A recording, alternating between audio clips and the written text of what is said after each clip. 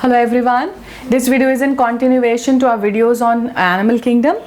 We have discussed the characteristics of annelids in our previous video, and in this video we'll be discussing about the earthworm. We are taking one example of annelids, that is the earthworm. Please watch the video till the end. I'll write all the important pointers on the boards which you can use for your notes. Now starting up with the earthworm. Earthworm is known as Pheretima proxima. Its scientific name is or zoological name is Pheretima proxima. Earthworm, we have discussed that annelids, they show metameric segmentation in our previous video, and I've told you that metameric segmentation is when the body is divided into multiple metamers or segments which are visible from outside. But in case of earthworms, they have a significant feature that these segments are visible internally and externally both. So they show internal and external metamerism. That means internally also the body is divided into segments and externally also it's divided into segments. And the number of segments, number of metamers, or I'll write it segments also. Number of metamers or segments varies between 100 to 120 segments in the case of earthworm. So it varies from 100 to 120. It can have the segments. Now the segments in case of earthworms play a very important role, and there are multiple questions which are asked about it. So I'll give the heading important segments or metamers. And now I'll be explaining you, or we'll be discussing about the segments, and then we will talk about the view, how they are visible in an earthworm. So we'll start with the first segment. Is an important segment. First segment has mouth in it, which is known as peristomium. Fine. So peristomium is present in the first segment, that is the mouth. Then after first segment, the next important segments are segments 6, 7, 8 and 9. So segments 6, 7, 8 and 9 have spermatheca present in it. They have spermatheca present in it, which are sac-like structure wherein the sperms are deposited. We'll see their structure also. This is important. So segments 6, 7, 8 and 9, they have spermatheca, sac-like structures for deposition of sperms present in it. Next segments which are important are segment 14, 15 and 16. Segment 14, 15 and 16. These segments, I'll write it with another pen. Segment 14, 15, 16, they have clitellum, a very important structure which is present in the earthworm. This clitellum is a structure which is present in 14, 15, 16 segment. I'll draw the structure also, it will be more clear then. It is a structure present over the earthworm, and this will finally form the ootheca where the young earthworm will develop. Now due to any accident or any reason, if this clitellum get destroyed or something, so these segments will secrete another clitellum, because this is a very important, it will form a cocoon like structure where the new earthworm will develop. When we will study about the process of fertilization, we'll talk about clitellum again. So here you need to remember that they are present in the segment 40 over the segment 14, 15 and 16. Next segment which is important is segment 17 and 19. I have skipped 18, we'll talk about it. Segment 17 and 19, they have copulatory papillae present in it. Copulatory papillae which help in adhesion. This is present in segment 17 and adhesion during reproduction. We'll talk about it. Next is segment 18. Segment 18 is a segment wherein the opening, or you can say male genital opening, is present, which will produce the sperms. So this is the male genital pore. Male genital pore, which is present on segment 18. Fine. And then we have the last segment. It can be any between 100 to 120. It has anus present in it. As we have discussed, the digestive system in case of annelids is complete. So they have mouth and anus. So they have a mouth, peristomium, and they have last segment anus. Peristomium is there, which is the mouth in the first segment, and in the last segment there is an anus present. There is no tail. The last segment has an opening called the anus. So these are the very important segments in the earthworms which are asked in different exams and papers. I'll just add in one more thing. Sometimes it's asked that I have written that the spermatheca are present in segment 6, 7, 8 and 9. If suppose they ask you where is spermatheca opening present, there is a difference. This is only, I'll write, all are written in red, so I'll write this also so that it's easy for you to make the notes. Spermatheca. Fine. But if I ask you, if the question says where are spermatheca openings present, so they will be present at the segment 5/6, 6/7, 7/8 and 8/9. So these are the segments where spermatheca openings are present. Fine. We'll discuss it. Fine. So herein you just need to remember this. These are two separate questions. कई बारी बच्चे opening पूछा होता है and they just write the segments, which is a wrong answer. You need to write it here because they are present at the septa.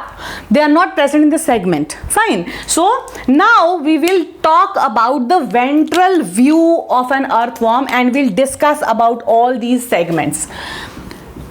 Now this is a ventral view of an earthworm. I'm going to draw two different figures so that the segments can be, I'm not going to draw anus and mouth, it's understood.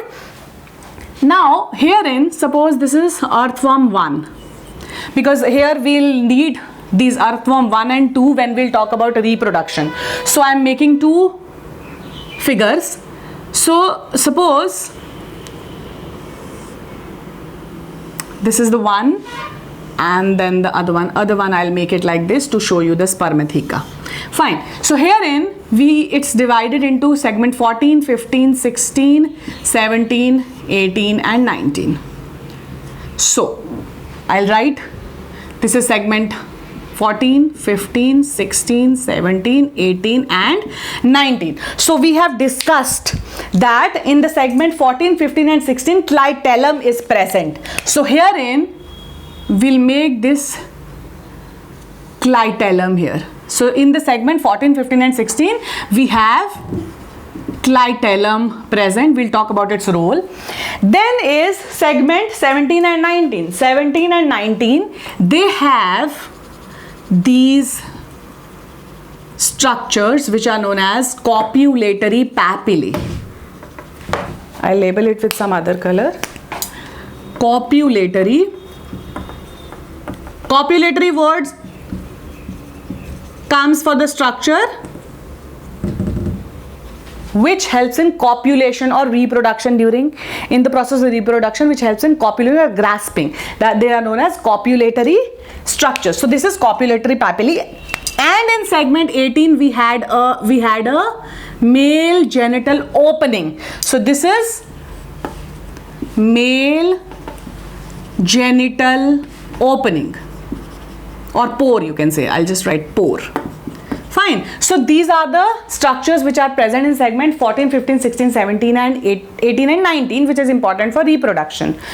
Talking about the second structure which we have drawn, we are going to show segment number 5, 6, 7. Suppose this is 5, 6, 7, 8 and 9 here. Now we have discussed that segment 6, 7, 8 and 9, they have spermatheca present in them. What are spermatheca? Herein, these are a kind of sac-like structures. Here, I'll just make all and then we'll discuss. So you can see that the opening, they have an opening and they have a sac-like structure. So the opening is present at the septa, but the spermatheca is in the segment. Spermatheca is here in 6, 7, 8 and 9, but when I say opening, so this is present at this septum, which is 5 and 6. This is 6 and 7, 7 and 8, 8 and 9. Fine. So this is the arrangement of spermatheca in the earthworm. Now, why do we need these two? Why I have made these two structures? Suppose this is earthworm 1 and this is earthworm 2. Now, I'll explain you how the process of reproduction occurs. How the process of reproduction takes place. Now, what happens here? It is a hermaphrodite structure but will prefer cross fertilization. We have already discussed in the characters of annelids that it is hermaphrodite but prefers cross fertilization. Now, how cross fertilization occurs here? It shows cross fertilization because it is protandrous. It is protandrous. That means the sperms are matured. The male part is matured first and then the female part is matured. Fine. So I have missed one thing. In the segment 14, here we have the female genital opening. I'll write it. This is female genital opening or pore. I'll write pore. Fine. Here we'll add this segment. That 14 segment has female genital pore. Fine. Now what happens in the process of fertilization? What will happen? These spermatheca are there in earthworm 2 but they don't have sperms in it. Fine. Now what will happen? The earthworm, two earthworms will align themselves one over the other. Fine. They'll align themselves one over the other and they will move in such a way that this male opening, that is the segment 18, comes above segment 6, 7, 8 and 9. Collectively nahi aa sakta, so it will move in such a way that it comes in contact with 6, then 7, then 8 and then 9 and will pass the sperms into the sperm theca. Okay? The sperms, they will align like this, the earthworms will align like this and they will align in such a way that segment 18 is above 6 and then it moves to 7, 8 and 9 and keeps filling. This male genital pore will keep on secreting sperms and they will keep filling the spermatheca. Now the sperms from earthworm 1 has entered in the spermatheca of earthworm 2. They have now the sperms present in it. Fine. So what happens now? The ova is already mature there. Fine. The ova is already mature in that sperm. Now what will happen? The earthworm will, they will now align themselves so that the clitellum, first of all the clitellum, now herein comes the role of clitellum. Clitellum is present on the earthworm on segment 14, 15 and 16 and 14 has the male opening. So this male genital opening will secrete the ova or the egg in the clitellum. Okay? And then this clitellum will start retracting. पीछे की तरफ जाने लगेगा towards the segment 6, 7, 8 and 9 और जब 6, 7, 8 and 9 उसमें ओवा पहले से ही है. ठीक है. जब क्लाइटेलम जो है, सपोज ये अर्थवर्म है, इसके ऊपर ये क्लाइटेलम है, तो जब रिप्रोडक्शन फर्टिलाइजेशन होने, it will लूजन up and will form this gap. Now in this gap from segment 14 which is already under clitellum, egg will be secreted. Egg के production के बाद the clitellum will start, the earthworm will retract and the clitellum will start moving towards the segment 6, 7, 8 and 9, and when it reaches there, those spermatheca pour the sperms in the clitellum and then the clitellum comes away, it moves away from the earthworm and it seals from both the ends, forming ootheca. So clitellum forms ootheca where fertilization occurs, because it has now the egg and sperms both present in it. So fertilization will take place. Young earthworms will be formed in the ootheca. It will act like a cocoon, and it will then rupture and release the earthworms. The development is direct, so there is no larval form formed. If you see the structure of ootheca, so it is this a kind of structure, just like cocoon-like structure, sealed from both the ends. So these earthworms in the direct development, they will directly come out of the ootheca. There is no larval stage. Fine.